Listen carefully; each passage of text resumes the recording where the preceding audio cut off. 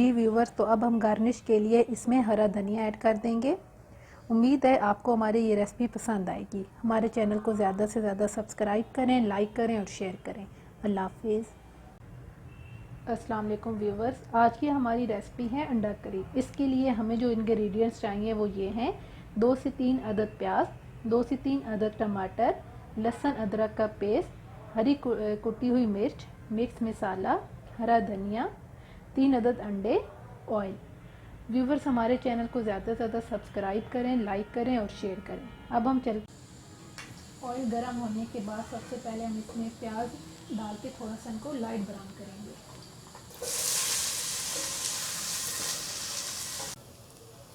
प्याज light brown होने के बाद अब हम इसमें लहसुन अदरक का पेस्ट ऐड कर देंगे।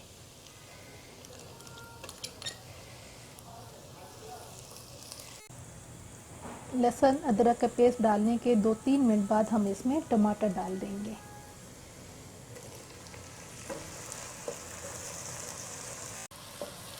टमाटर डालने के 2 से 3 मिनट बाद हम इसमें मिक्स मसाला ऐड कर देंगे और साथ ही कुटी हुई हरी मिर्च भी इसमें डाल देंगे।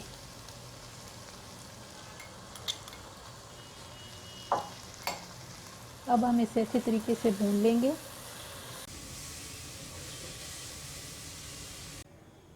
जी व्यूवर्स, तो अब हमारा जो है अच्छे तरीके से मसाला तैयार हो गया है। अब हम इसमें ग्रेवी के लिए पानी ऐड कर देंगे।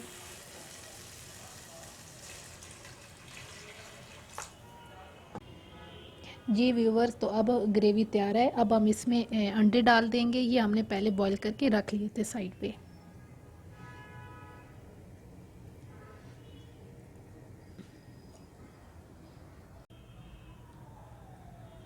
जी व्यूवर्स, तो अब हम गार्निश के लिए इसमें हरा धनिया ऐड कर देंगे।